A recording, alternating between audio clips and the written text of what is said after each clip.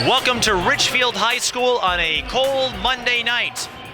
Inside, it's about to get heated up with a sectional game for high school girls basketball. Section playoffs don't start for another month, but this game will have considerable bearing on the section seedings in Section 6, Class 3A. The Richfield Spartans host the Minneapolis Washburn Millers. Hello everyone, I'm Mike Peden, joined by Alex Nagel. Alex, the Super Bowl is over, so we can go back to normal, and that includes a major game for these two teams. Oh, without no doubt about it, Mike. This is a big one.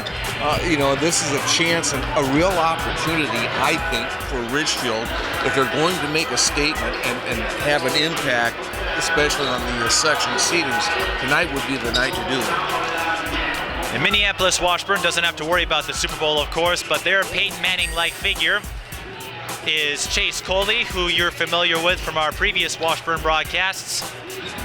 Coley not leading the state in any category, but she's in the top 10 in all 5 major categories, and as we mentioned in our last broadcast, has a quintuple double to her credit. She just continues to anchor this team. Oh, it's a little wonder, Mike. I mean, she does so many things so well, and she's had such a great impact on this team over the last few years, and she's really the integral part of this team and the reason why they do so well in the position that they're in. And Richfield moving on without Jessica January, who graduated and is now playing at DePaul University.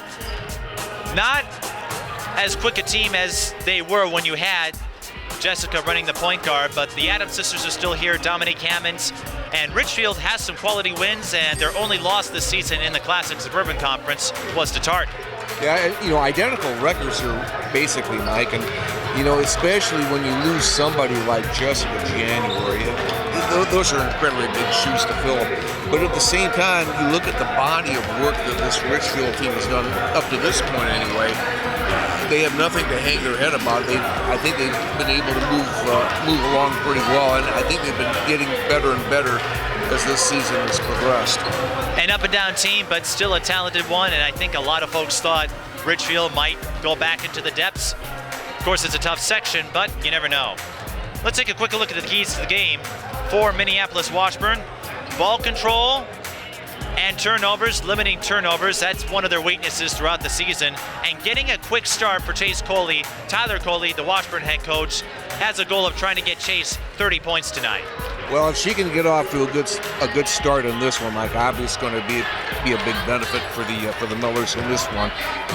She can establish herself in the paint and be able to dominate and get on the defensive end as well. That's going to be huge for Minneapolis Washburn. And for Richfield, they want to keep the score low, similar to what Edina and Providence Academy do. Again, part of it is not having the dynamic Jessica January available, being patient offensively, and not losing track of Washburn's threats. Scott Stadium not only referenced Coley, but almost their entire starting 5 as players to watch. Yeah, that's true. And I think what also goes along with that, Mike, is that if you're going to have a slowed down offense and you don't have to worry about the shot clock in this case, you better make sure that you take good care of that ball, because you can just almost bet that the Millers are going to be looking for any opportunity to come up with a turnover.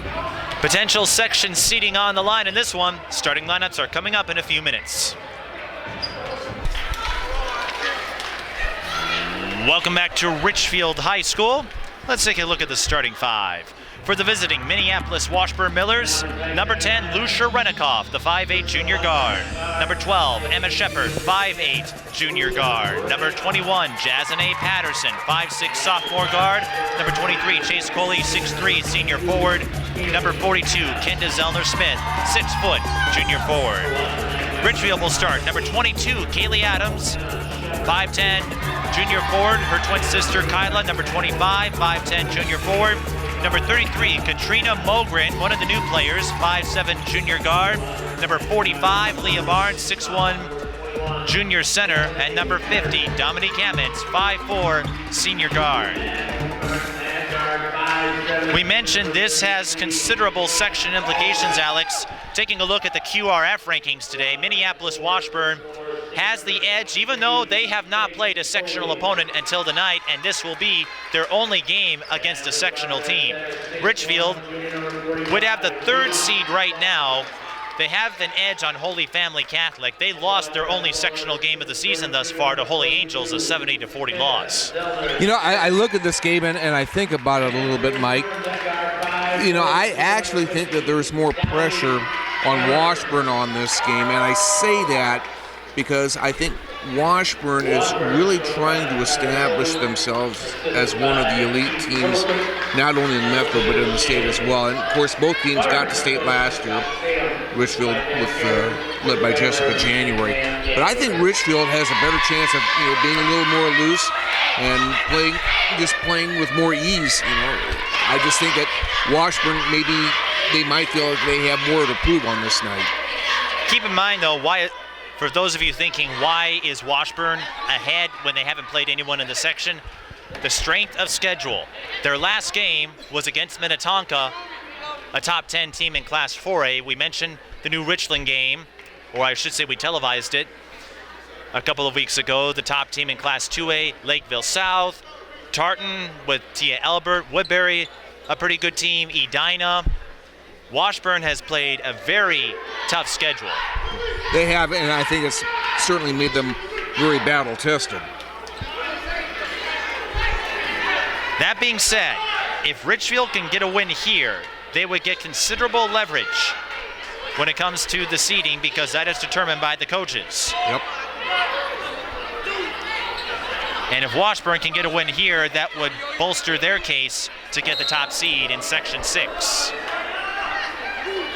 Richfield wearing their familiar maroon, Washburn wearing the white. Katrina Mogren pulls up from 15, can't get the bounce. Rebound number 25, Kyla Adams. A lot of the players this year changed up their numbers on the Spartans roster. Leah Barnes, one of them. Last year she was 43, this year switched to 45. And Kyla Adams, I believe, was 40 last year, switched to 25.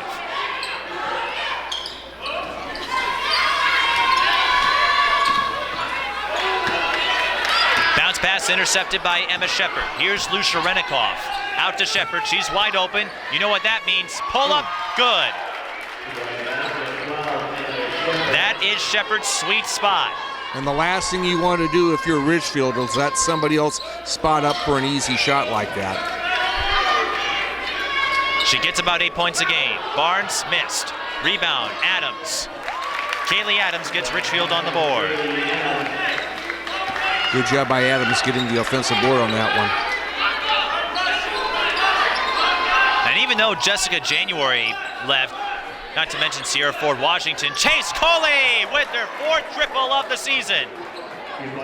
Doesn't go out there often, but as we said before, models her game after Elena Deladon, one of the new breed of post players, which means they carry a long distance shot. She's definitely got some range. I mean, she shot that from about just beyond the right elbow area, Mike, and she's got some nice range. You have to be impressed with that. Did I say 4th? I should have said 5th. It was one short. Coley with the steal. Coley 6th in the state in scoring. Traveled. Yep. Took a little one extra step.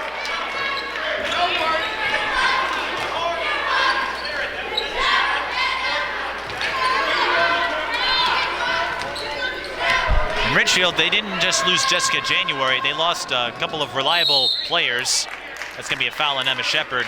In Sierra Ford Washington, who's at North Iowa Community College, and Haley Lindblom, who's also in college, near Jessica, actually, down in Chicago.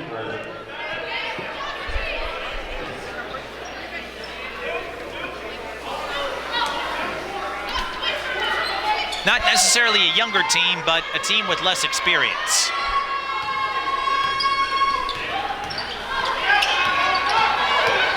Kyla Adams with the hook, off the mark, rebound Renikoff. And she draws the foul on Kyla Adams. Renikoff,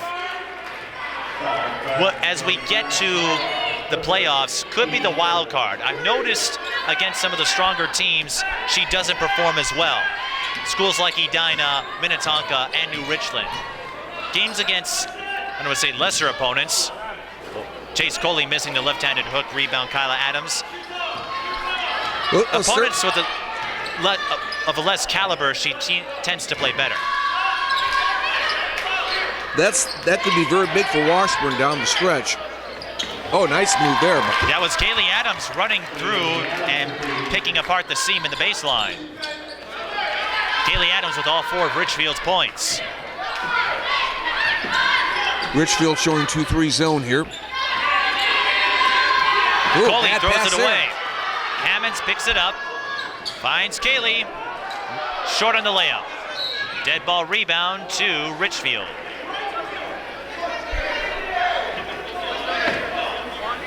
And that's probably the biggest difference you notice without Jessica January, more zone formations. Yeah. I mean, Jess not only was a great basketball player, but also a great track player.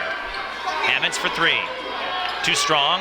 Chase Coley with the rebound. Coley, in all but one of her games this season, has posted at least a double-double. Renikoff for 3. Bullseye.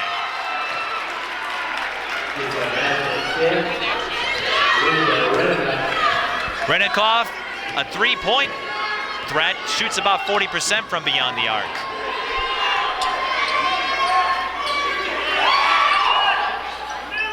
Adams. Inside to Barnes. Barnes, fade away, draws the foul. Leah Barnes averaging 12 points per game, 6 rebounds per game. Nice move by Barnes there, getting into the paint and putting up a shot. You know, wasn't maybe the best shot to take necessarily, but she was able to draw the foul and get to the line. She's getting looked at by Ivy and Patriot League teams. She still has a couple of years of varsity play left.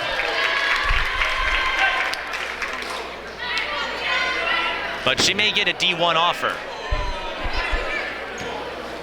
And Barnes, age-wise, should be a sophomore. Took a couple of years to really get comfortable with her body.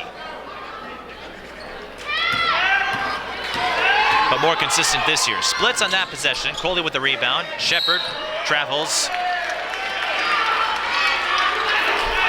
You seem to be seeing more of that where a player will take just one slight extra step.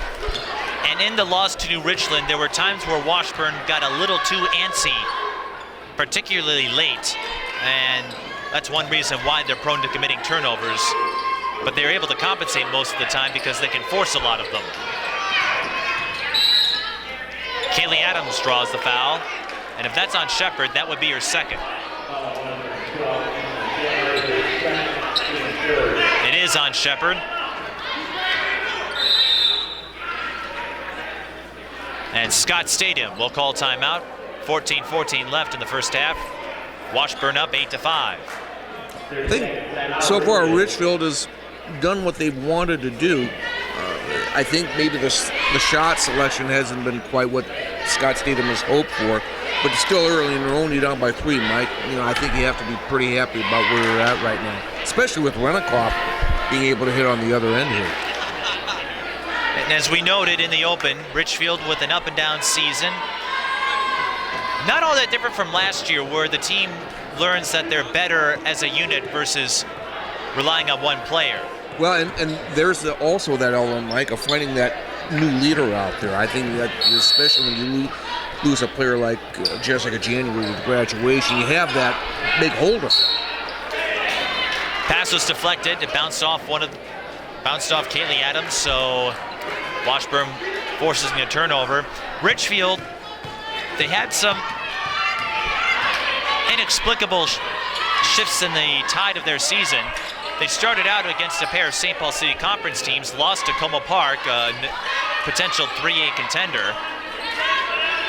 Also lost to Thief River Falls, one of the top teams in 3A. Holy Angels, we discussed in the open, a 30-point loss. But they have some quality wins. Kailey Adams with the triple from the corner. We're tied at 8. She's had the hot hand for Richfield so far. Averaging 13.2 points per game. Kendra Zellner-Smith in trouble, throws it away. Katrina Mogren picks it up. Hammonds out to Adams, feeling it. Oh. Heat check. Heat check. 11 to 8. Coley, elbow, switch.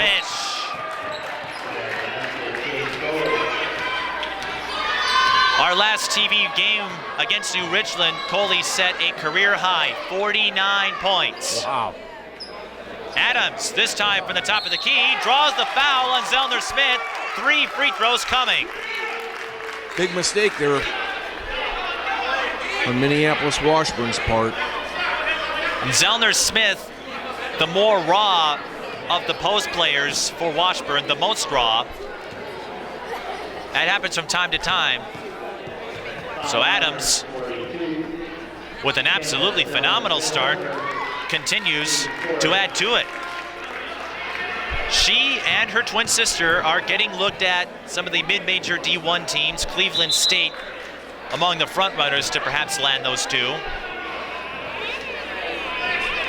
My sense is if they get one, the other will have to come along as well. I've got a feeling it would be a package deal. Yeah.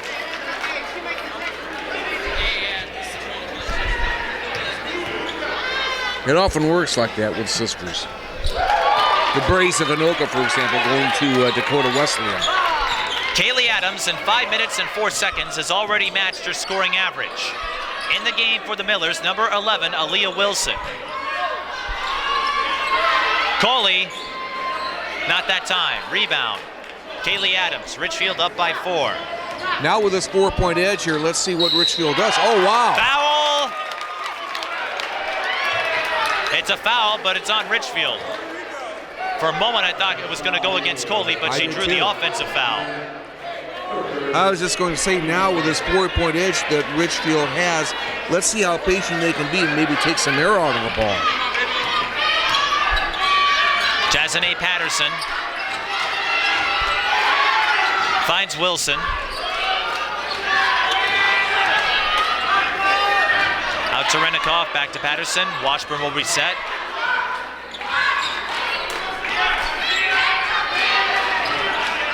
Patterson fires the elbow, off the mark. Offensive rebound, Coley, count it.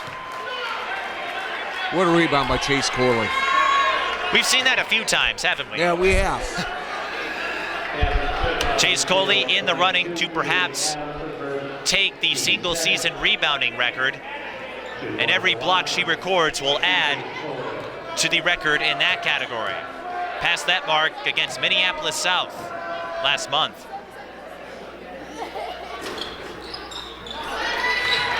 Three-point play successful.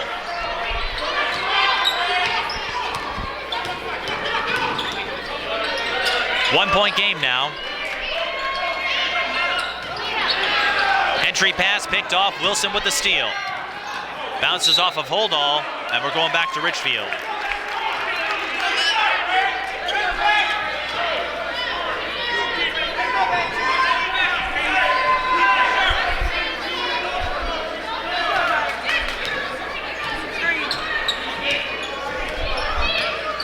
You mentioned Richfield making state last year. They've reached the state tournament round the last 2 years. Got to the final in 2012, lost to De La Salle. Leah Barnes open, can't get the score though. She had Coley beat. Yeah, she did. Renikoff almost losing the handle. Things are getting a little sloppy here. Well, those are the opportunities that for your Richfield, those are the ones you've got to convert on. Natalie Holdall, the entry pass deflected and picked off. Richfield on the run. It's Kyla Adams with the finish. That's her first field goal. Holdall had a season high 21 points against Edina and almost completed a comeback, but came a little bit short. I was just going to say, this Richfield team, very opportunistic on defense, getting turnovers and making something out of them. Renikoff pump fakes the three and will end up turning it over. Yeah, that's what I thought. The officials were a little slow to call the backcourt violation, but they picked up on it. And your prognostication about Richfield having the mental edge here, proven correct so far. Well, I think, like I said, if they can get an edge here, 4 or 5 points, I'd like to see them take some air out of the ball and just kind of slow things down a little bit. I personally think they're rushing a little bit too much here. Scott Statham said he wanted a 45-44 game, but the Spartans showing a lot of offense early on. I don't think he'll complain about that.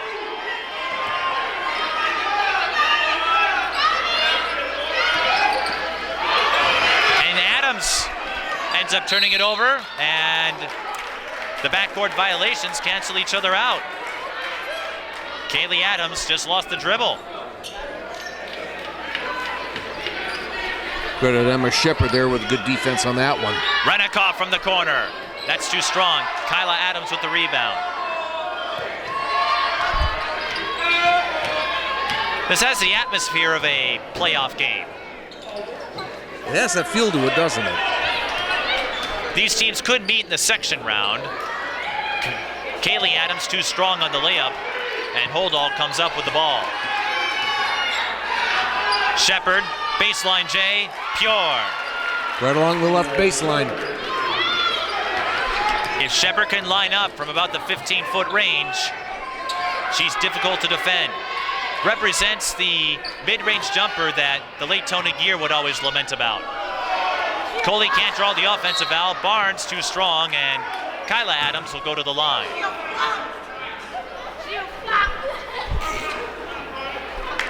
And Tyler Coley wanted an offensive foul there.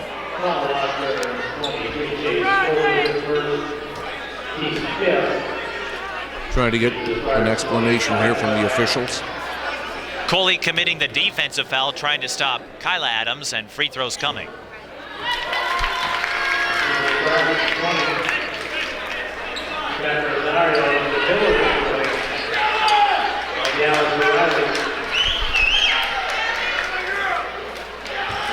This game has been rescheduled twice. They originally were going to play in December 12th. That didn't work out. Pushed the date to last Monday, which was canceled because of extremely cold temperatures. One of the string of days in the month of January that was called off, and they finally were able to settle on this date. Holdall for three. Got it! Boom.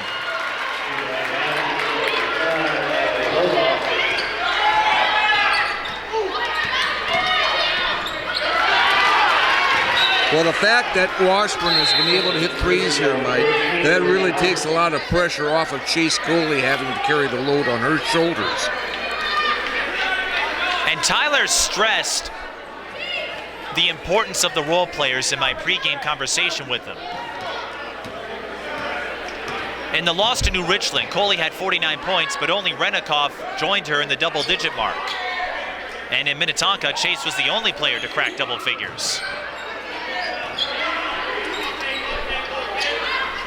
Another three. This time it's a miss from number 20, Dallas Riley. Dead ball rebound to Richfield.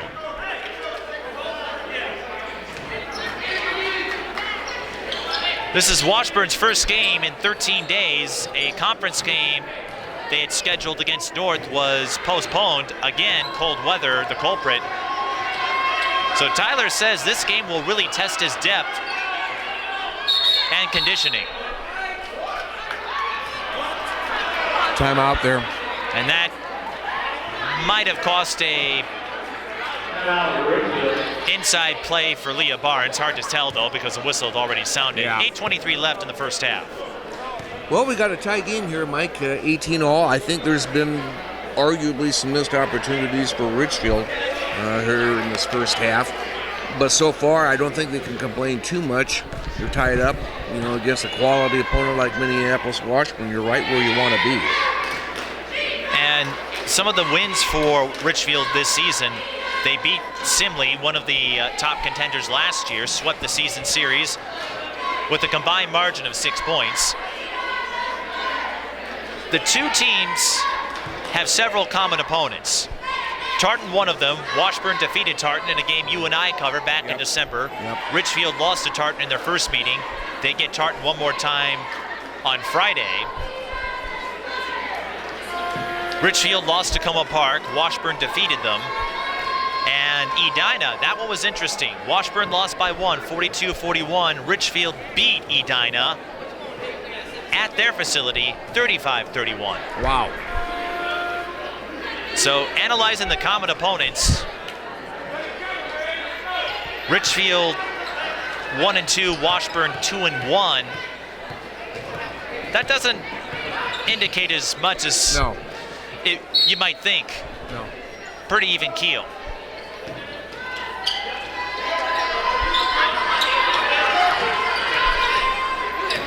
Of course, Tartan in the Classic Suburban Conference. That will be no longer the case next year. Shepard with the steal.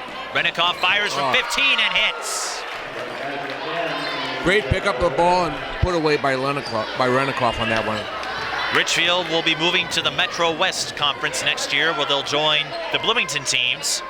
I believe St. Thomas, no, they're going to be in Classic Suburban or Metro East.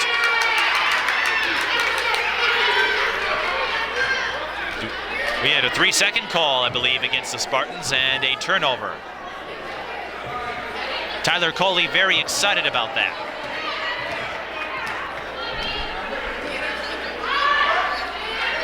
Holdall to Renikoff. Out to Riley. Washburn swinging it around. Here's the entry pass to Coley. And she traveled again. That's the second time she's been hit with the traveling call. And this is where the 13-day layoff between games might be impacting Chase's Those little mistakes start piling up. But Washburn has the lead, 20-18. In the game now for the Spartans is number 13, Olivia House. Coley hit with the block.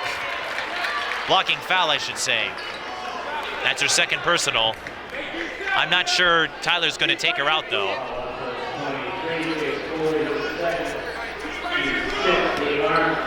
And with Washburn with no more fouls to give, too.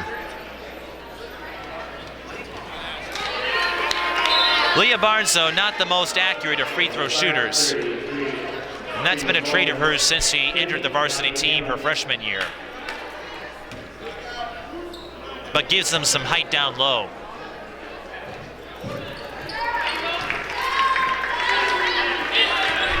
The year they went to state and reached the finals, I think Brianne Guyton was their starting center, and she was 5'10". Shepard, long two. She's got the Simone Augustus touch today.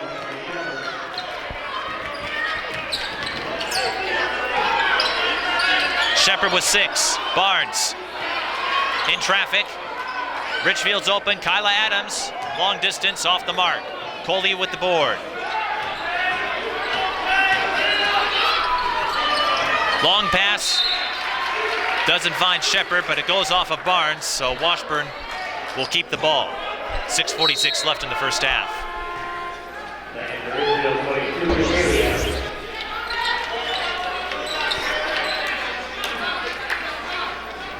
I can't think of a game, though, that was rescheduled twice, usually once, if there's a conflict. But to have this match well, I tell you what, this two has been occasions. An awfully weird winter so far. So was last Look year. at Renikoff. With the steal. Very alert play by finish. Renikoff. Getting the steal and the easy layup. Last year's winner was just as strange. Remember that, April? That's a clean block for Chase Coley, and that's another mark to her record. Intriguingly, Coley's going to take a breather for a moment. Chase does not lead the state this year in blocks. She's second this year. Renikoff with the steal. Has space again with the lob to Zellner Smith, out to Shepard, lining up, short that time. She picked up her dribble, though, and I wonder if that affected her mindset a little bit. Kailey Adams missing the three-pointer. Barnes with the offensive rebound. Richfield swinging around. Runner, short from Mogren. Rowley picks it up. This is a key sequence for the Millers, seeing who they're made of without Chase Coley. I'm not sure we got called. Oh, timeout. Okay, 30 seconds. Tyler Coley did call timeout, yes. One thing I'm noticing here so far, especially with Richfield on defense, they've got to play better spot-up defense. They cannot allow Renikoff and Shepard to get open looks from the perimeter, Mike. That's really cost them so far, I think, in this first half. To continue with Chase Coley, not leading the state in blocks, although she could be in position to get the single-season blocks record. However, it depends on who finishes first. Yeah. And how deep Washburn gets into the playoffs, of course, because when you get there, they count towards your overall season statistics. But Coley, as we mentioned, in the top 10 in all 5 major categories. 6th in scoring, 2nd in rebounds, 3rd in assists, 4th in steals, and 2nd in blocks. Those are some pretty heady statistics there. The biggest jump scoring. Last year, she finished 32nd. 26-point jump, or 26 position jump, I should say. Emma Shepard will be hit with her 3rd personal foul. And as you pointed out, Washburn in the penalty. So Kailey Adams will go to the free throw line. Well, it's one thing to get into the bonus, but you've got to be able to convert on these opportunities at the line. You're down 24-19 here. Still a lot of time left in this first half, but this is where you've got to make the most out of these free throw opportunities when you're in the bonus. Richfield 7 of 9 from the free throw line. Kailey Adams lost her stroke as of late and comes up empty on that possession.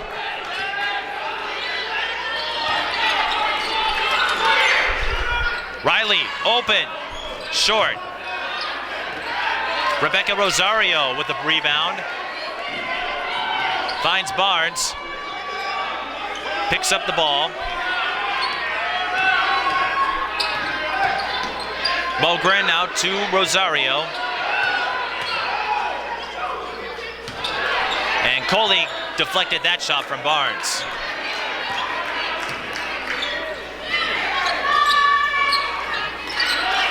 Coley drawing a lot of coverage. And now they space out. That's the purpose of Richfield's zone formation.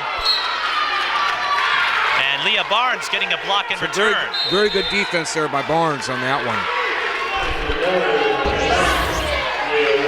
Zones and box and ones have been problematic for Chase Coley. The team that gave her the most fits was Edina, held her to 6 points.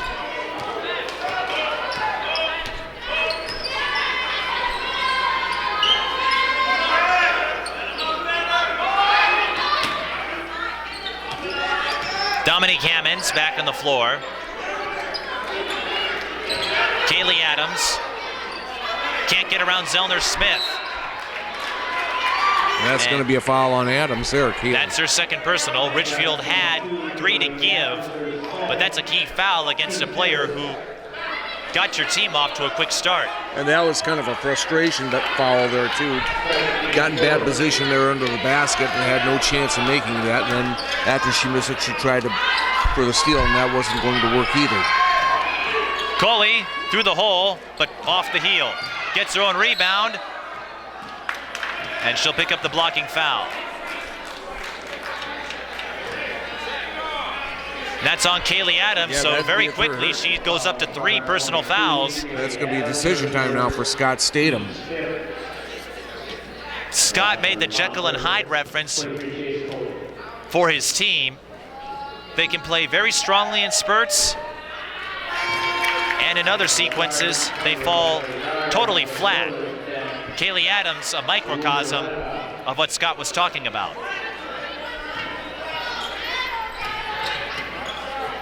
Amy Chatham back in the game now for Richfield. Coley, 3 for 3 from the free throw line, entering this game. 80%. Barnes, elbow, short. Kyla Adams with the rebound. Mogren for 3, a badly needed triple for the Spartans. 26-22. Washburn still up by 4.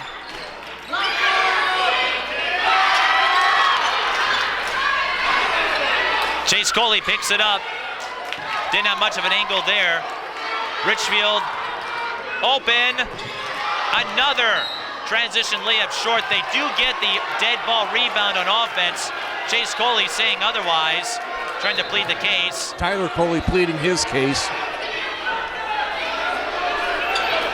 And now the officials are having a discussion.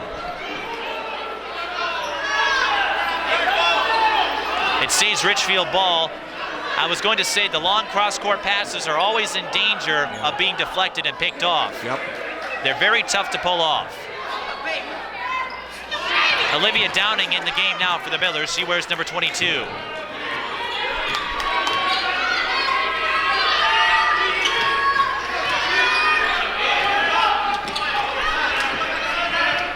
Wilson back on the floor as well.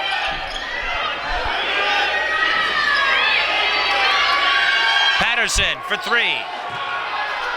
Missed it.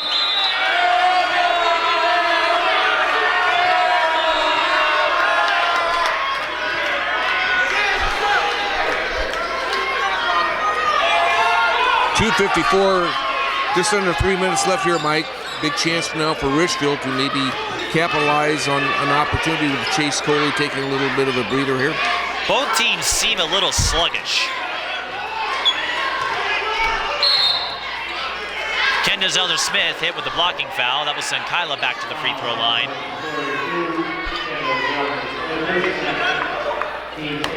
Richfield having a little more regularity in their games, but Scott mentioned with all of the days off because of the cold weather, they couldn't practice as much, and he said there were times where it felt like they were off for 2 to 3 weeks, and it seems like both teams are a little off their footing in this Monday night affair.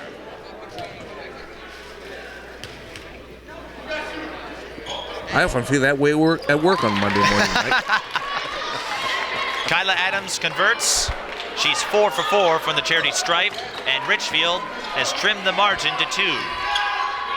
Chase Coley not on the floor. Renikoff. Boy, I think Pure. she's come up with some big baskets tonight. Richfield cut it down to a single possession game, but there was Renikoff sinking it calmly from the right baseline. And that pushes the lead back to 5. Hammonds gets around Patterson. Kyla Adams with the counter. The Adams sisters accounting for 22 of the 27 Richfield points, and we're back to a 2-point margin.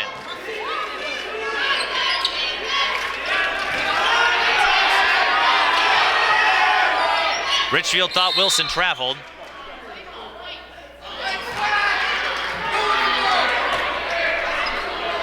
A foul away from the ball on Dominique Hammonds. Richfield still had 1 to give, so it doesn't hurt them from the free throw line, but that's going to allow Chase Coley to substitute for Olivia Downing.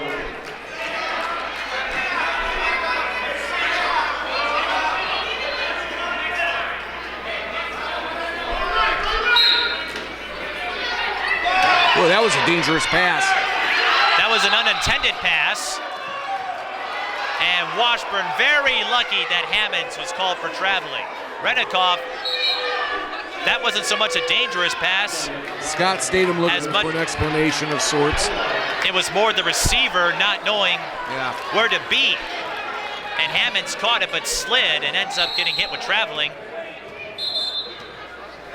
Officials telling the players to hold up. They're still sorting things out.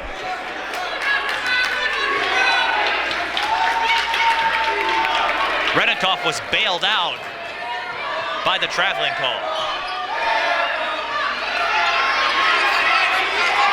And Richfield ends up stealing the ball anyway, and it goes right back. This is getting crazy over here. Coley, no foul called. Rosario was there in the coverage. I think Hammonds was too. Coley with another block, and one reason she's able to get so many of them, she can anticipate when the shooter will release the ball. Whereas other post players, as hold all, can't get the bounce. That was Kyla Adams, and another foul on Washburn. Kyla Adams can tie it up here. But to finish up on Coley, most post players will try to block when the arm is extended. Coley can anticipate when they'll release and make contact at the point of release, which makes it a lot easier to get rejections. And reduces your potential for drawing, getting easy fouls as well. That's why Lisa Bluter picked her up. She'll do well in Iowa City. They'll need it. I think Bethany Doolittle will be a senior next year for the Hawkeyes, so they'll need someone to take the mantle. And we're tied up after a pair of Adams free throws. Kyla Adams, 6 of 6, and she has 11 points. The Adams sisters with an impressive display. Kyla taking over for Kailey. Coley, mid-range, got it. Great touch by Chase Coley. That's a shot you didn't necessarily see a year ago. Coley with 12.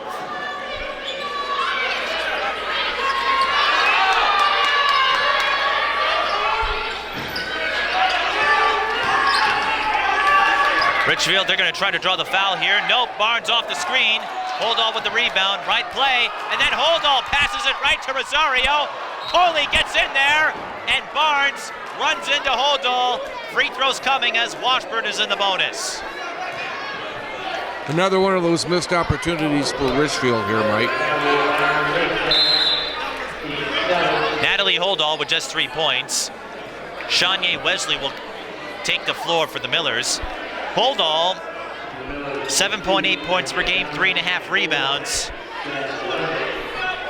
At the charity stripe, 67%. Doesn't have too many attempts. 1 and 1.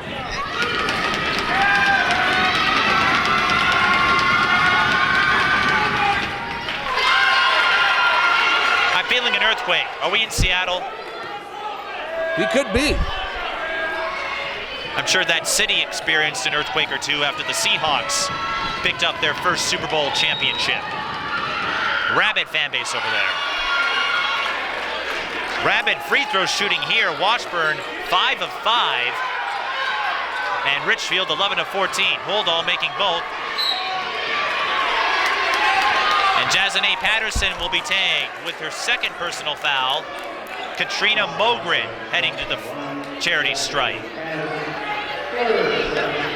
Mogren with 5.6 points per game, 2.5 assists per game. One of the players promoted to varsity in this Minneapolis suburb. Gets the front end. And even though Richfield was hoping for a lower score, the fact that they've hung around with Washburn, this margin relatively close, is going to be a major boost for them at halftime.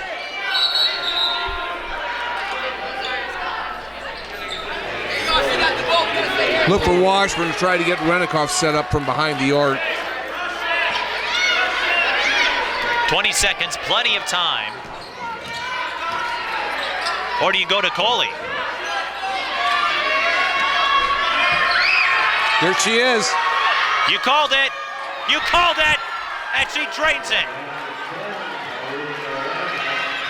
Richfield with time. Mogren. She maybe had time for another dribble.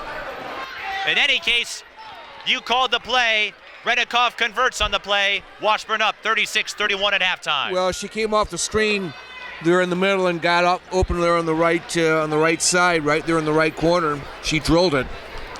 That being said, though, Richfield hanging around. Washburn, I imagine, the favorite in this matchup.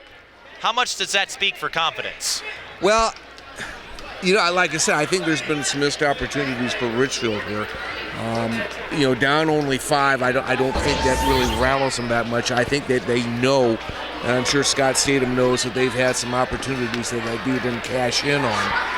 But they're going to have to do some better things on defense. Like I said, I think they need to play spot-up defense better. That last shot by Renikoff there in the right corner, you cannot allow her to spot up like that and get easy shots.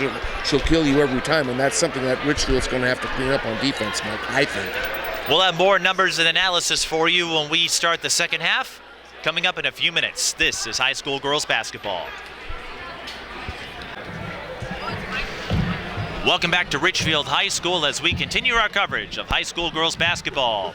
Mike Beaton here with Mr. Mayak, Alex Nagel, and the Washburn Millers hold a 36-31 lead over the Richfield Spartans in a sectional game. Both schools in Section 6, Class 3A. We discussed their position in the section standings at this point. The other team that figures to be a competitor is Benilde St. Margaret's, a team that we'll bring to you on Saturday when they play St. Paul Central. They are conceivably in the second seed right now, having a weaker strength of schedule than Washburn, even though they have a better record. So, as we mentioned, there is a benefit to winning this game for both teams. Oh, absolutely. I mean, the thing about a game like this is that as important as this game is, you don't want to put too much emphasis, in the big picture. And obviously you want to win, but, if you come up on the short end of the stick, you've got to keep in mind that tomorrow is going to be another day. Recapping the first half for you in scoring for Richfield, the Adams sisters had 24 of their 34 points. Kailey had 13 to start the game. She tailed off, and Kyla Adams then assumed the driver's seat, colloquially speaking. She has 11 points, 6 of 6 from the free throw line. Katrina Mogren has 5. Washburn, Lucia Renikoff has 13 points with a couple of threes. Chase Coley has 12 points. Emma Shepard has 6 points but has 3 fouls. Natalie Holdall has 5 points. Kailey Adams also with 3 fouls. So there's going to be some management that may determine the winner of this contest. Yeah, as great as Chase Coley is, you have to think that somewhere along the line that Richfield had to make some adjustments when it comes to Lucia Renikoff. Like I said earlier, she cannot be allowed to spot up and get all those open looks from behind the arc. Well, Tyler Coley communicated to his players, his supporting players, that they need to find ways to decompress Chase Coley's responsibilities. Getting Lucia some scoring, finding something for Emma Shepard, getting things out of the other players that you don't always see, because that could be a huge determinant. Patterson making the jumper to their state championship hopes. Section 6 3A, not a walkover section. Benilde St. Margaret's always a consistent foe. Dominique Hammonds follows her shot and races in for the putback. Good recognition there, getting that offensive rebound for a putback. This section was Richfield's for the last couple of years. Shepard missing the jumper this time. Well, I'll tell you what, Washburn's doing an awfully good job of getting that Richfield zone spread out, Mike, here in the early going. Renikoff attempting the steal, but it was deflected and out of bounds. And the more they get that zone spread out, you know what that means. There's going to be some gaps down low for Chase Coley to operate. But Tyler Coley looking forward to this game. Chase Coley using her 6'7" wingspan to force the steal. And Emma Shepard, she can score inside too. She's up to 8.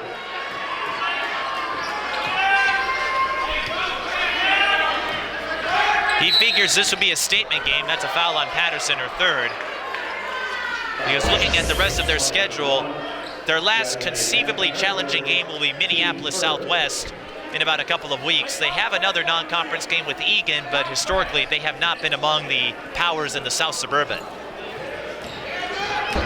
This, and should they make the Twin Cities game, they would likely get St. Paul Central. Another transition chance, and Renikoff will shoot free throws. Foul on Mogren. Careless turnover there on the part of Richfield. Those are one of the things you've got to eliminate if you want to stay close. I've always thought, Mike, that the first 3 to 5 minutes of the second half are the most important part of any ball game. And Scott Statham alluded to that theory in their loss to Sioux Falls, Washington in late December. That was a 60-33 loss. Lucia Renikoff averaging 12.3 points per game, 4.5 steals per game. She's 7th in the state in that category. And she leads the team, has 15 points. And a very solid free throw shooter, 81%.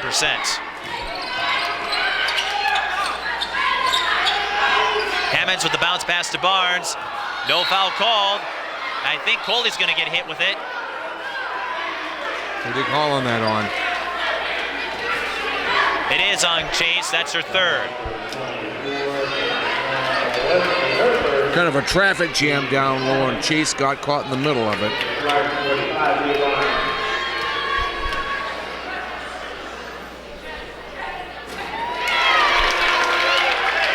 Leah Barnes has yet to make a field goal, has scored all her points from the free throw line.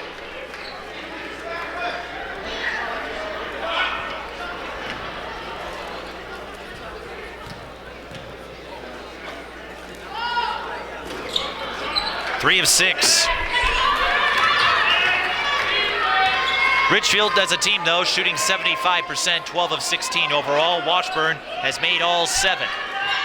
Wilson. One player who has not found a stroke to work with on offense. Another turnover. They had an opportunity there. Pass was too high, though, for Kyla Adams to retrieve. Shepard. That was nearly a broken play, but she recovers in time to hit another baseline jumper. She's up to 10. Good job by Shepard. If you give Shepard a lane in the baseline, she will attack. Mogren with a kick out to Barnes, back to Mogren. Coley gets a hand on it. Hammonds is open. She'll drive.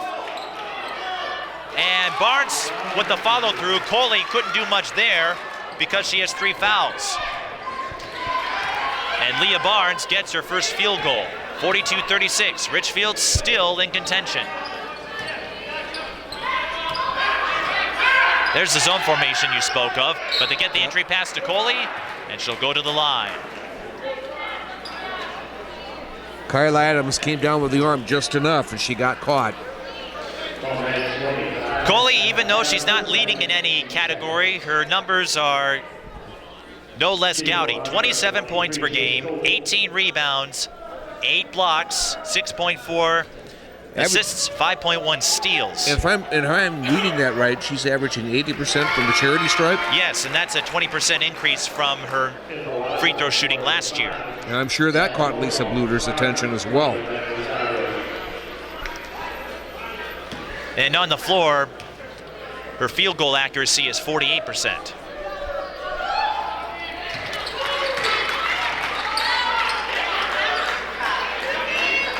Coley perfect from the free throw line. She's not anywhere near the 30 points that Tyler was hoping, but when you're getting the support from Shepard and Renikoff, you don't need 30 points. More free throws coming for Kyla Adams, who has yet to miss. We were speaking of Jessica January earlier. Her older sister, Pamela, the South Dakota graduate, is an assistant this year. And in the next school year, will move to Southern Illinois to take up graduate studies. And she will be an assistant for the Southern Illinois basketball team. Well, the January's bright kids. Jessica finished as the salutatorian. Kyla Adams with the first miss from the free throw line, finished second in her class. And Pamela January, also brilliant academically. That's a point of pride for Richfield, a strong academic background. Holdall missing the tray. Renikoff with the O-board. They'll set up for Shepard. Pulls up, and Kyla Adams was able to deflect her shot.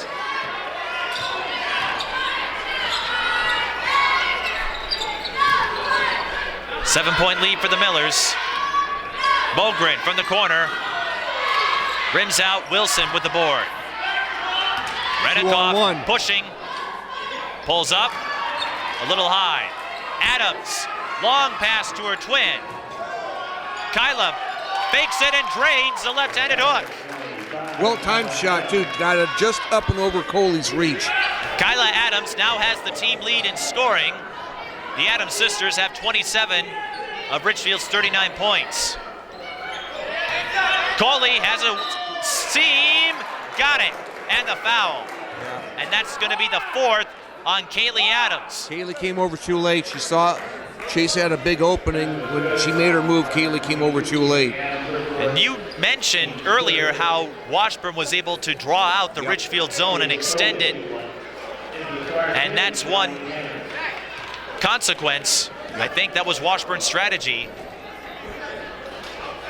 So Kailey Adams is going to have to sit for a while. And that puts Washburn's top threat in great position to do offensive damage. Millers have yet to miss from the charity stripe.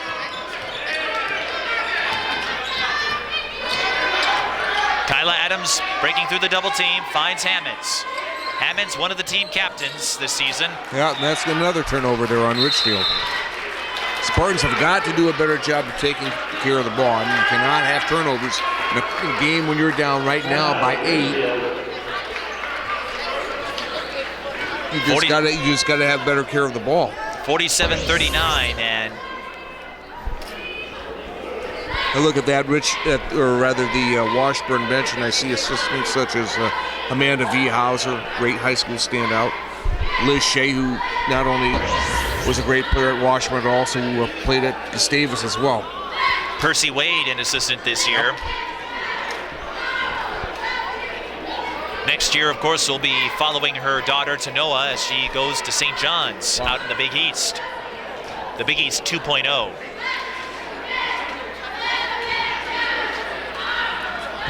Knew Liz very well when she played at Gustavus.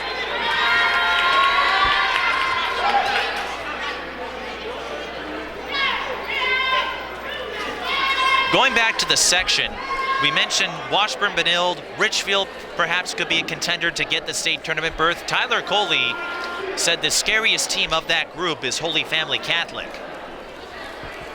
Coming into tonight at 10-7, but he feels that team matches up the best against Washburn.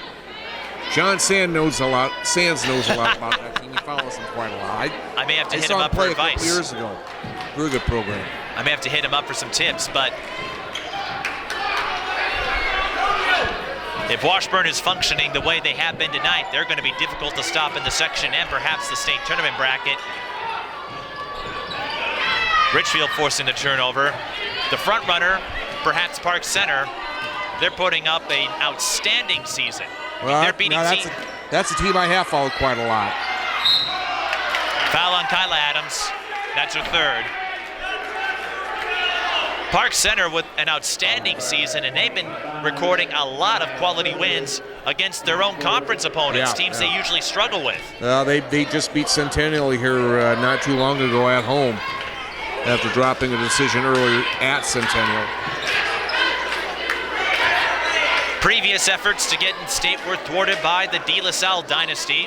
Wilson swishes the triple. And Washburn with their largest lead at 11.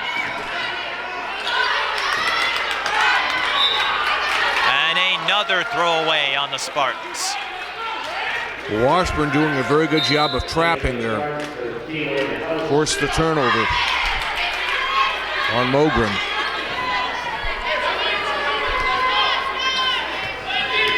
Richfield still staying in that 2-3 zone.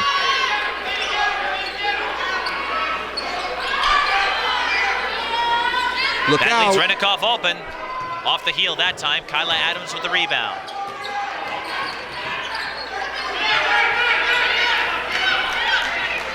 House back on the floor for the Spartans. Picked up her dribble. And another turnover.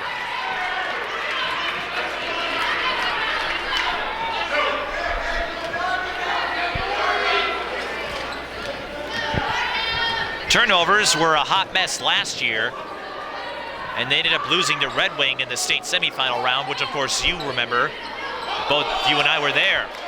But gotta give credit to their tenacity, because when they commit turnovers, it's not too long before they force one of their own.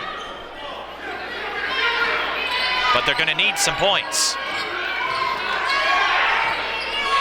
Hammond's elbow, short. Chase Coley almost got the rebound. Instead gets the steal. Renikoff has numbers again, but this time House alters the dribble, and that allows Kyla Adams to swoop in for the pick.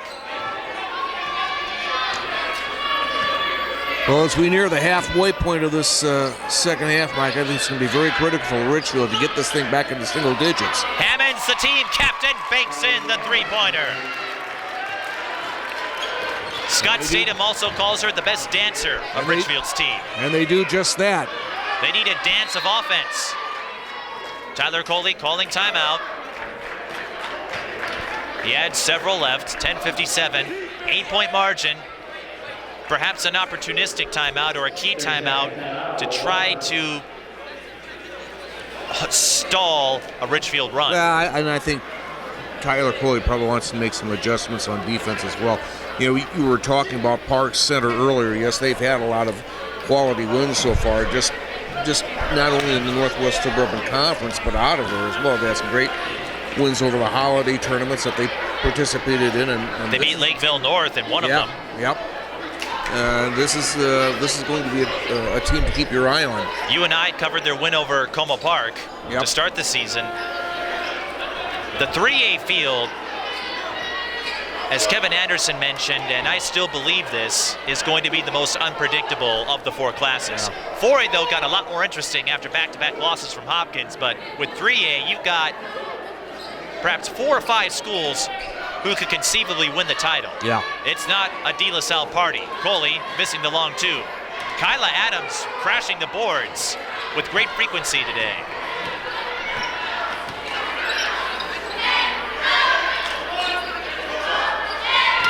Barnes with the hole, but she didn't get up in time, and that allowed Coley to raise that blocking arm of power. And you know what happens when she gets her arm up. Well, you talk about Chase Coley being able to time when that release is going to take place. She did it perfectly right there. And Barnes gave her time to set up the anticipation. I think she should have pulled up right away. 5-second violation.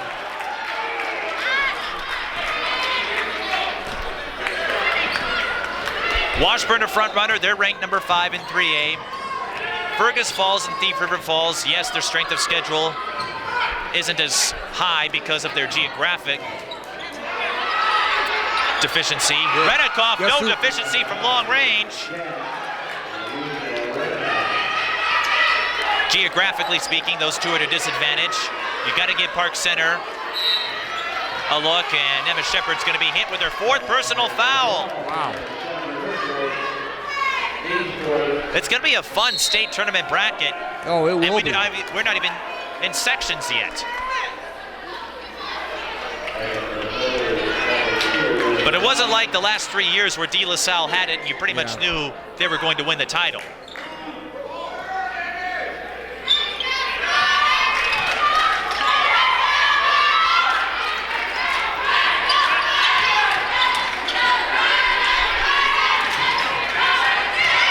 Barnes with the kick out to Rosario. Mogren, baseline, kicks out for Adams, and her three-pointer short.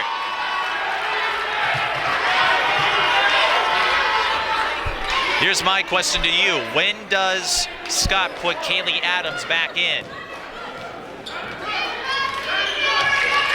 So impressed with how Renikoff has run this Washburn offense tonight. This is perhaps her best game of the season. Natalie Holdall swishes the baseline J.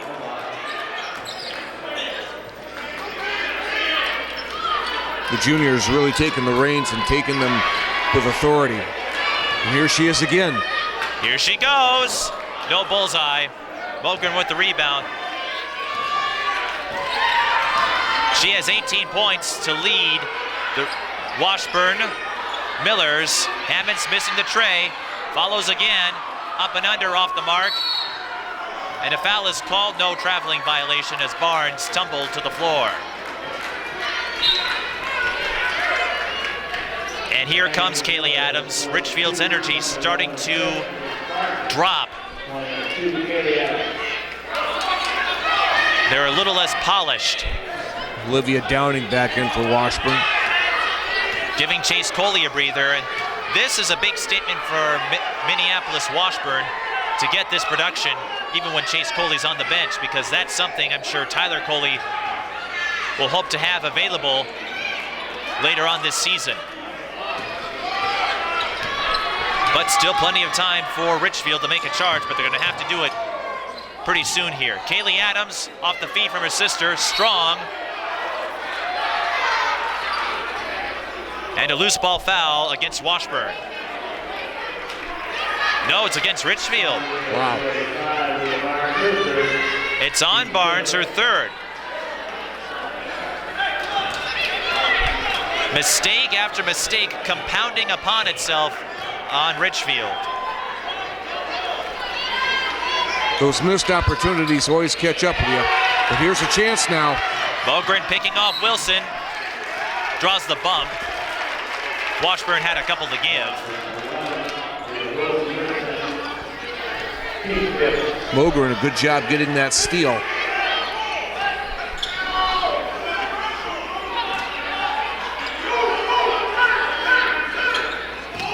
Barnes will head to the line. This is where, if you're Richfield with Coley out, this is where you've got to take those chances and get into the paint and get to the line. Washburn now with no more fouls to give.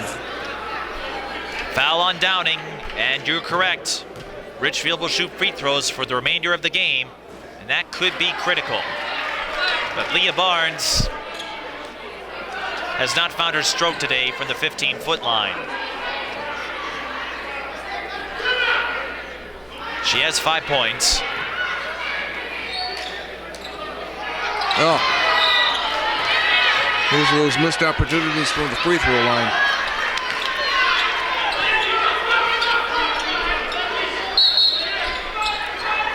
Richfield just 2 of 6 in free throw shooting this half. Wow. By comparison, Washburn 5 of 5 and 10 of 10 overall. Yep.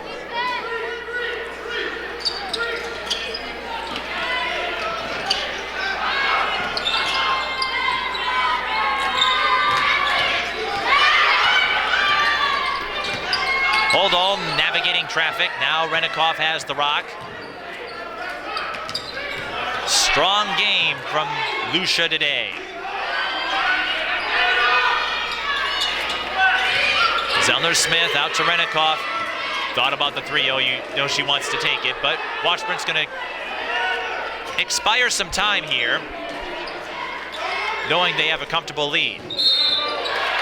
But you can get a little too comfortable and give it right back to Richfield. Well, I couldn't help notice how well Lucia Renikoff runs that offense. She's communicating, Mike. She's directing the traffic. She knows what the other players need to do, and she gets her teammates involved. The caveat that she's going to have to overcome, though, can she carry a game against a stronger opponent? Yeah. Like New Richland. Aaliyah Wilson, there's your classic wait for the defender to pass by and get the layup. Washburn up by 15. But can Renikoff exhibit that style of leadership against the stronger teams? Kailey Adams busts through the hole and comes up with nothing. Chase Coley, touch pass to Renikoff. That's a little strong. Hammonds with the rebound. If Washburn and St. Paul Central have a rematch, you know that's going to be another one. And against those section opponents, especially when you get to the later rounds.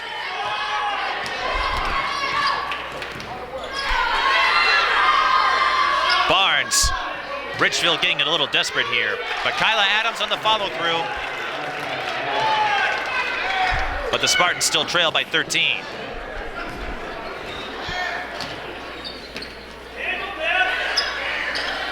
Coley entry pass to Renikoff, and Lucia will shoot a pair.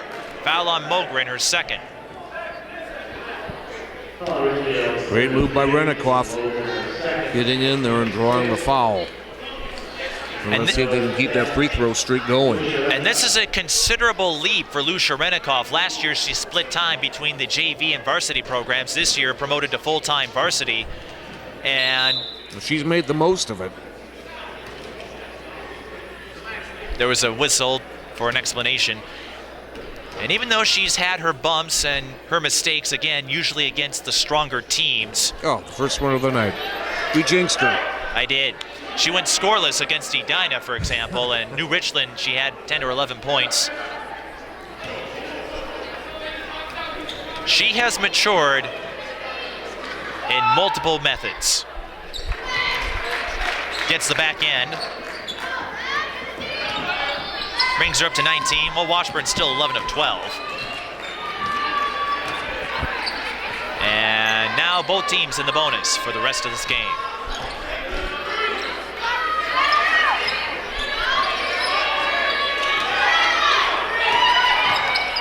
Kailey Adams out to Kyla, and that's a traveling call. The elephant step.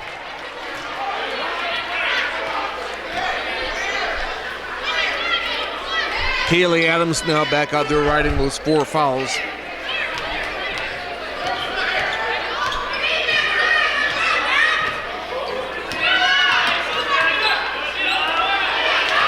Dominique Hammond screened out Holdall. That allowed her to get the steal, and she's hit.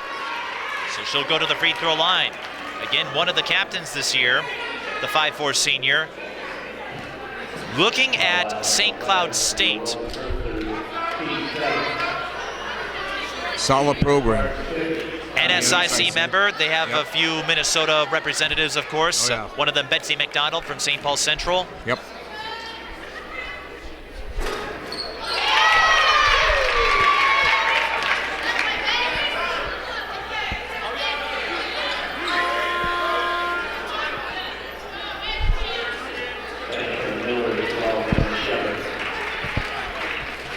Shepard in, Wilson out for the Millers.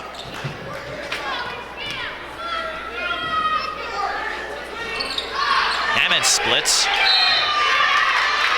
And another foul. Back to the free throw line goes Richfield. Another chance for Barnes here. Barnes just 3 of 8. Foul on Holdall. Gets that one to go.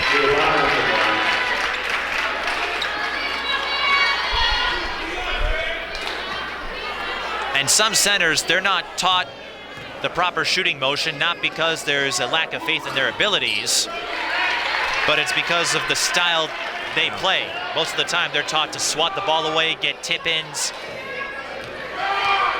making hard contact with the ball. So you don't emphasize softness as much, but she makes both there. And now we're going to have free throws on Washburn's end. Foul on Mogren, her third. Here's Natalie Holdall.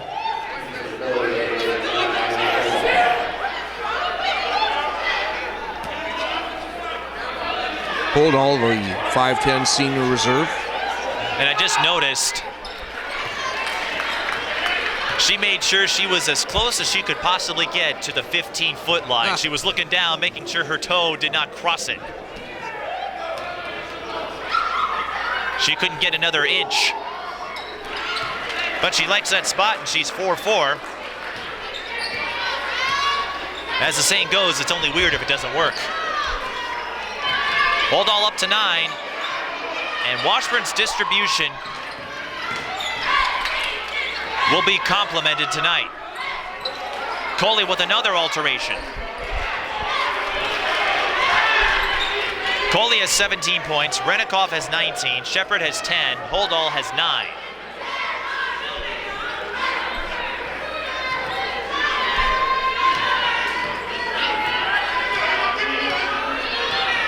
And as we move to the 5-minute mark.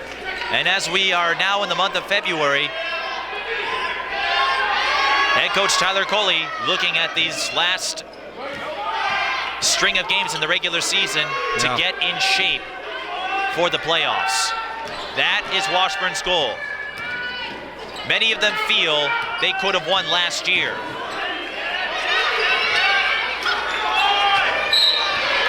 And that's exactly what Washburn was going to do. They were going to eat up as much time as they could until they got the foul call. So that puts Shepard at the line. Shepard doesn't get too many free throws, just a 48% free throw shooter, but her field goal numbers more respectable, 42%. Again, strongest when she can sit up from the baseline at mid-range. Shepard, a very lanky 5'8" junior forward for the Millers. Has a cousin that plays on the boys varsity team, Evan Shepard.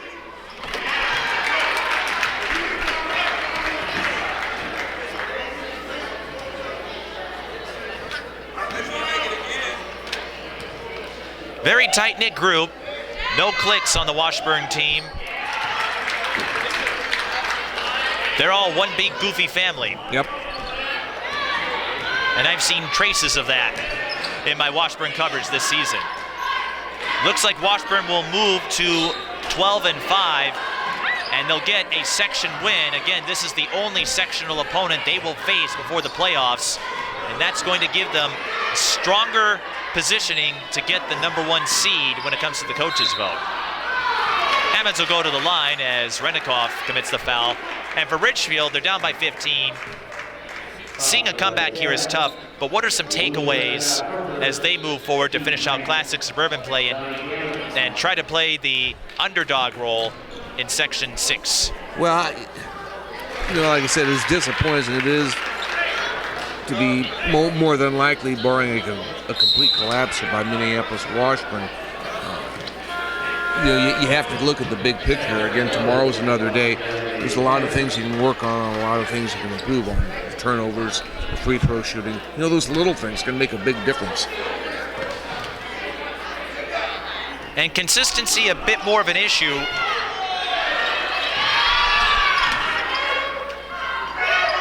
And the other thing you look at, Mike, you look at this Richfield roster. It's a roster dominated by sophomores and juniors. So there's a lot of hope for the future. Chase Coley's showing off a little crossover. Well, what changed this game? The strong start from the Adams sisters in the second half.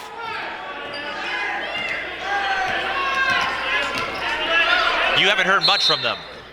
Tyler Coley will call a timeout with 3:34 left. Washburn adjusting beautifully against the Adams sisters, and that's how they're able to push their lead to 14 and what looks like enough to pick up their 12th win of the year. Yep. Yeah, you have to think so at this point. I tell you, I'm just so impressed with Lucia Renikoff, how she runs that offense. She does, just a junior, and you said she made that jump from part-time varsity to full-time varsity, starting point guard position. She's made the most of it.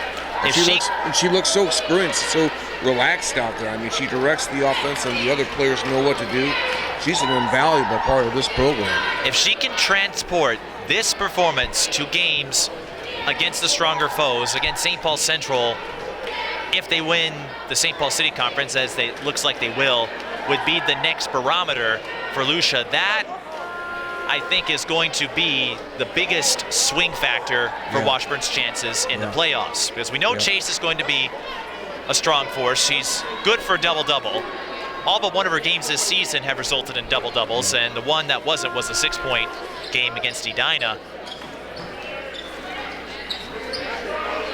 The question will be the supporting players. Can Shepard find space on the baseline? Because when she finds it, when she does, she's usually money from that spot.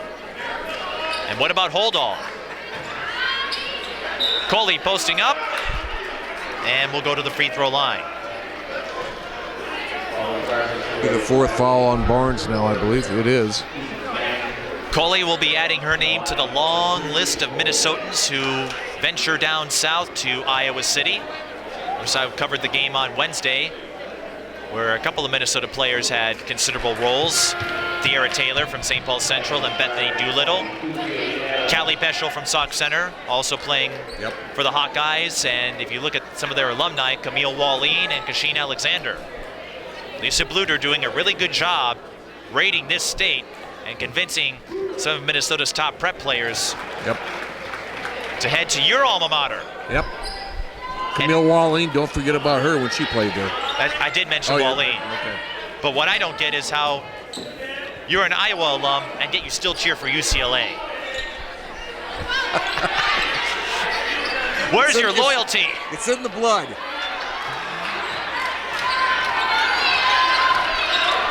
Oh, I love the Hawkeyes too.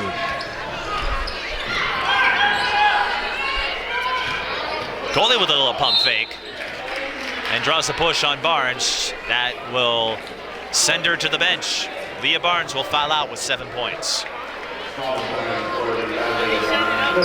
For Richfield, this game exposes the stamina that they're going to have to increase. And again, very erratic schedule, not just for these two schools, but for just about everybody with all the cancellations in the month of January. But they don't have as deep of a roster as they did the last couple of years. Yeah. They're going to have to be a little more creative if they want that state tournament berth. Yeah.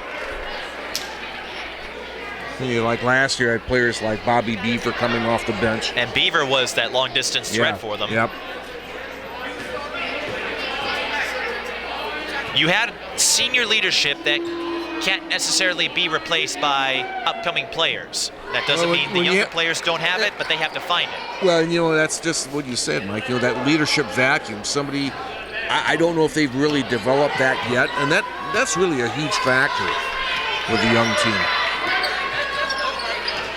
But the Adams sisters will be back next year, and with a little more consistency, perhaps, they could do some big things for Richfield. This is not going to be a downward valley for the Spartans. Oh, no. This season, if they don't get back, we don't know what happens in the playoffs. Yep. Crazy things do happen. This would seem to be a momentary pause. Kyla Adams going back to the free throw line. But there's one thing that hasn't changed from last year to this year. Scott Statham still holds the edge in Star Wars trivia. Yeah. He has yet to find a player that can beat him in Star Wars trivia. And he said, I don't count, even though I'm a fan of that series and Star Trek and the sci-fi stuff, because he said we're media members and we're supposed to know more. I'm sure the kids on Richfield's team, though, could beat me in other areas. But again, a strong academic group, and they always have been. Yep. Kyle Adams gets the back end. That puts her up to 17 points.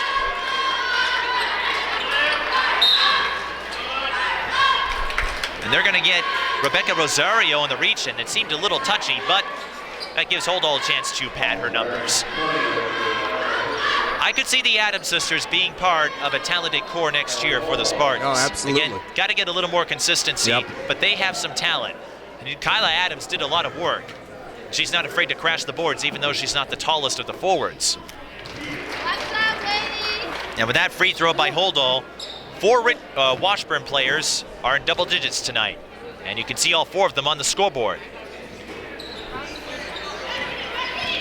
Holdall, Coley, Shepard, and Renikoff, all with 10 or more. And that's not something Washburn gets frequently. I think it just what it shows you is that they can be balanced. They don't necessarily have to rely on Coley to carry the load every time. And they don't necessarily want to. The New Richland game was an aberration. That being said, Tyler would not complain if Chase decides to go for 50 again. Well, but Chase is more of a facilitator. But, typically in the big games, Mike, such as against New Richland, those are the types of games where the great players usually step up and play great games. Scott Statham sending in his reserves with the outcome decided. Number 10, Tenzin Zega, and number 30, Josephine Roll among them, and a few others from the JV team. Washburn will get a win that should conceivably give them enough of a backing to get the number 1 seed in the section.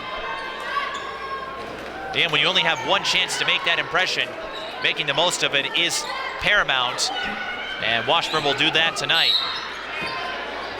That elephant step really sneaks up on a lot of players.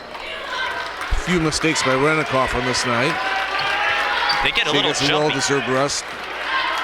And now the Washburn reserves are coming in. Downing, Athey, Riley, and Wesley.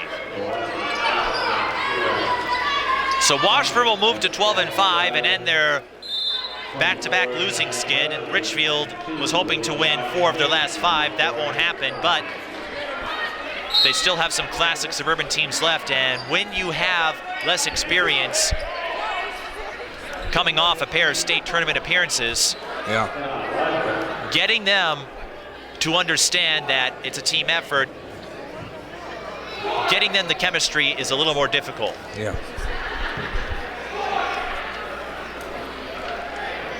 Yeah, I tell you something, Mike. This upcoming state tournament will be very interesting to be sure. I mean, you've got at least in 3A.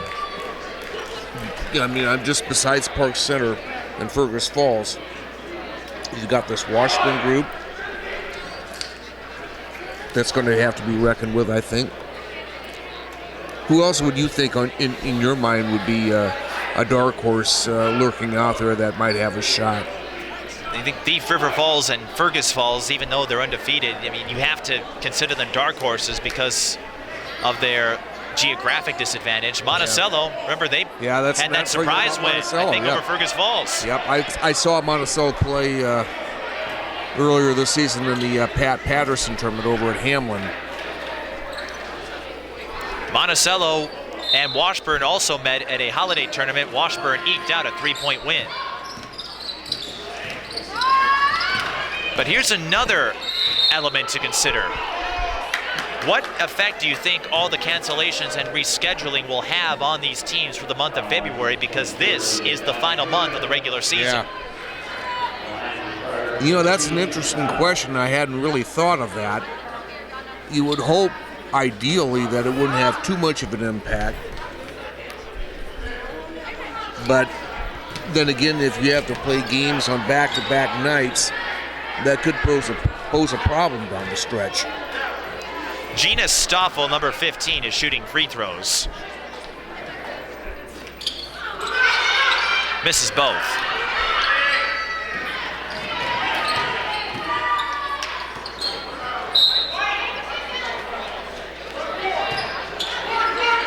And that's not something any schools are used to. There were no cancellations last year, just a lot of snow in April.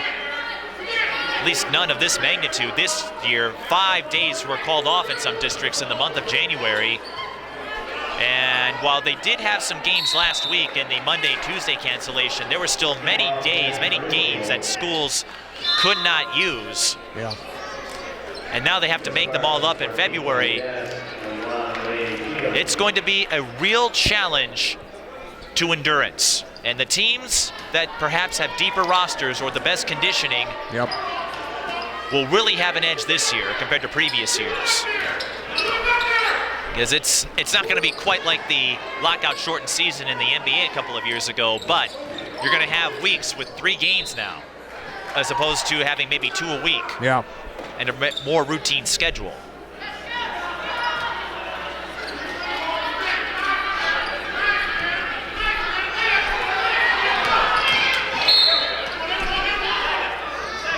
Savannah Spiroff with the steal, and number 1. And she'll go to the free throw line. 5'4" sophomore getting a chance to get her name in the books here tonight. Just 2 points this season, and figures to be one of the players that will get more varsity time next year. And does. Spirov will make the newspapers tomorrow morning.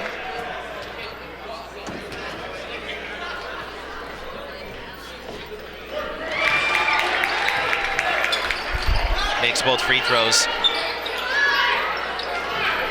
In a school like Washburn, Park Center, they're in favorable locations. I would not be surprised to see those 2 make the finals in 3A, because they've had the toughest of schedules. Park Center playing in the Northwest Suburban Conference, so you get some quality opponents there. Centennial, Osseo in the mix, Champlain Park. I've always felt, Mark, that the Northwest Suburban Conference, well, this season particularly, is without question the toughest conference out there. And Washburn getting a couple of late teams. Edina and Minnetonka, both are always perennials. New Richland, the top team in 2A and the favorite to win in that class. And that is part of Tyler Coley's philosophy. He wanted all these tough games, as he would rather lose to a 4A team that he feels he should have defeated than play against a 2A or 3A team and not learn anything. Yeah. And I applaud that. Some schools aren't bold enough to make that move, but it pays off in the end. Are they going to? No, they're not going to go over. It looked like there was going to be a foul, but the officials will not grant the free throws. They knew the game was over anyway. 68-49 the final, and Washburn just had more energy for the 36 minutes. Well, and again, it really came down to turnovers. Critical mistakes. When Richfield was still within striking distance, they were not able to keep that. They committed some critical turnovers. Had a rough night from the charity stripe, and those things will always catch up with you against a quality team like Washburn. Washburn 21 of 24, an impressive performance there. We'll try to get a word with some of the Washburn players before we head out of Richfield tonight. 68-49 the final. Washburn moves to 12-5. Richfield falls to 11-7. This is high school girls basketball.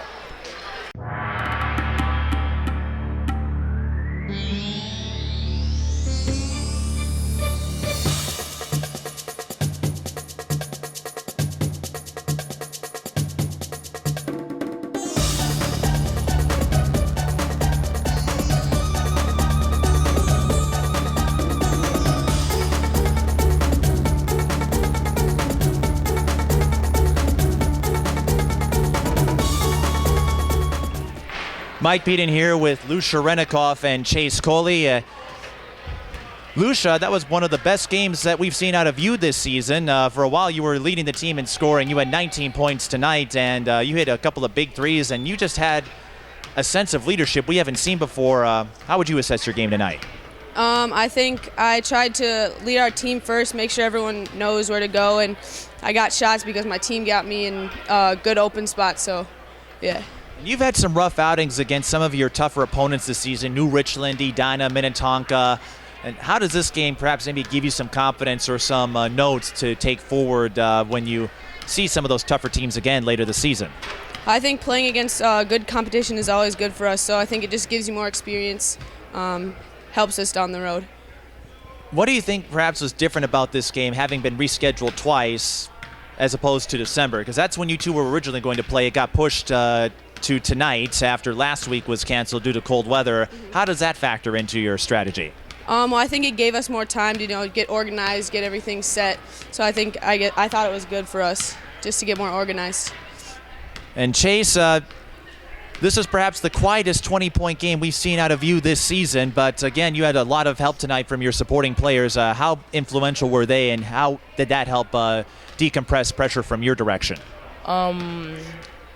Well, I knew coming into this game the only way we could possibly win is if all of our bench players really stepped up, and Emma Shepard hit shots, Natalie Holdall was a threat, and sometimes they get really quiet and they don't do anything, they're just there, but they really came to play tonight, and we made sure we worked the ball around, and everyone was getting shots up pretty much tonight, and yeah.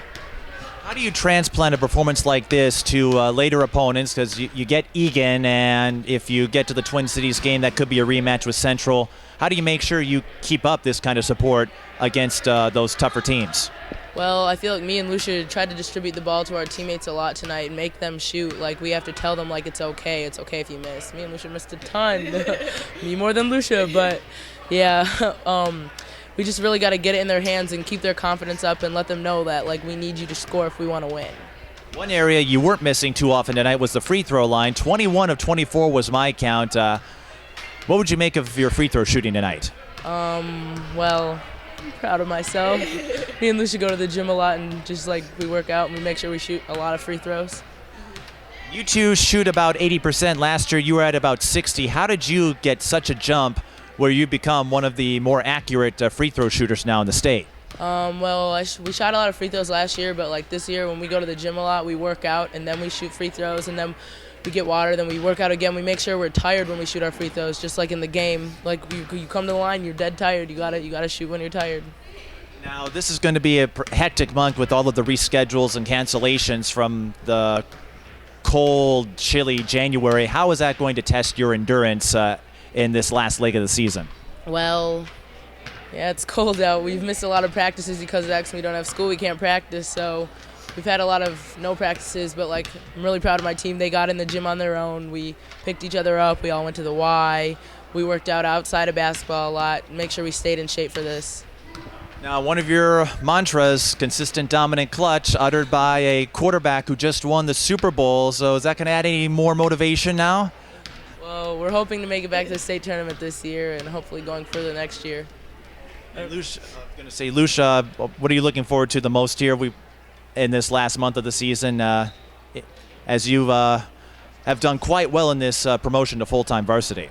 I think just coming out in our tougher games and picking up our pace and speed, and I think just looking forward to the bigger games that are hopefully lead us back to the state tournament. And who would you like to give a shout-out to this time? My parents who came to the game. And Chase, anyone you want to give a shout-out to? I know you've given a few, but anyone else you haven't touched on yet? I think I'll give another one to my grandma and grandpa. They come to all your games too? They get up here when they can. Or are they just waiting for the Iowa trips next year? Yeah, they're excited for that. It's only like 2 hours from them. Well, congratulations on another win. Who knows when we'll see you again, but I have a feeling it won't be long with the continued display of quality and talent from this Washburn team. Thank you. Thanks. Lucia Renikoff and Chase Coley from Minneapolis Washburn. That concludes our coverage from here. Minneapolis Washburn comes out on top. We'll see you next time.